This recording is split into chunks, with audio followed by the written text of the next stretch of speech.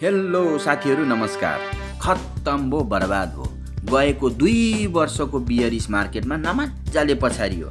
आज होला छैन, भोलि होला छैन, यो महिना होला, अर्को महिना होला भन्दा भन्दै नाफा चाहिँ होइन बरु घाटा मात्र थपियो।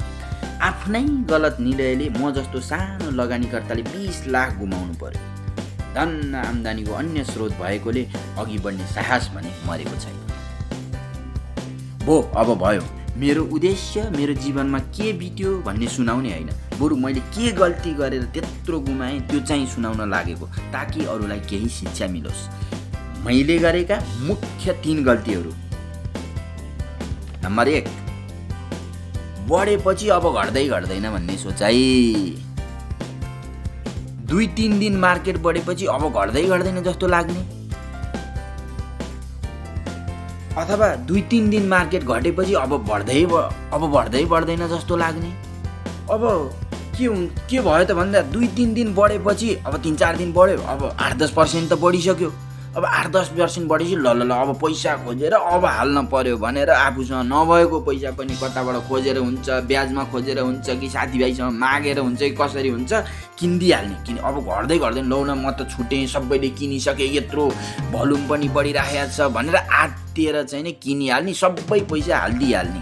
अब घट्दैन जस्तो लाग्ने। अब घट्न थालेपछि लौ बर्बाद भयो, खत्तम भयो, अब मैले बेच्न पर्यो, सबैले त बेचिसके भनेर अब 10-15% घटिसकेपछि बेच्ने। पहिला त थाहा छैन, पहिला त बेच्न सकिन्न, अब घटिसकेपछि लौ अब बढ्दै बढ्दैन जस्तो लाग्ने, अनि चाहिँ बेचिदिइहाल्ने आफूसँग भएको। त्यसले गर्दा पनि धेरै घाटा खाइयो।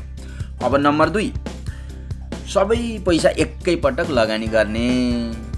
अब मैले चाहिँ जहिले पनि के गरेँ त भनेदेखि आफूसँग भएको पैसा चाहिँ अब बढ्ला जस्तो लाग्यो, अब 8-10% बढ्यो, अब त बढ्छ जस्तो भएपछि झ्याप्पै सबै हालिदिने। अब भोलि घटेपछि त अब भोलि घट्दै जान्छ। त्यस्तो भयो यो गएको 2 वर्षमा, बढ्ने भन्दा घट्ने मात्रै भयो धेरै। अब आफूले सबै पैसा हालिसक्यो, अब एभरेज गर्न पैसा पनि बाँकी छैन। अब त्यसो हुँदा पनि सबै फसियो। अब पैसा गर्न खोज्नलाई ब्याज तिर्नु पर्यो धेरै, हैन? अब त्यो पनि गर्न सकिँदैन धेरै। अब एभरेज गर्न नसकेपछि झन् फसियो।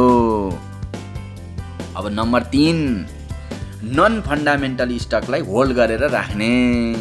अब बढ्दाखेरि त झ्याम बढ्या थियो, यो स्टकहरू त बेच्न हुँदैन भन्दै अब धेरै जसो यो नन फन्डामेन्टल कम्पनीहरू, हाइड्रो पावर जस्ता कम्पनीहरू जसको चाहिँ इपिएस पनि छैन, त्यस्तो इपिएस पनि राम्रो नभएको कम्पनीहरूलाई चाहिँ होल्ड गरेर राख्ने।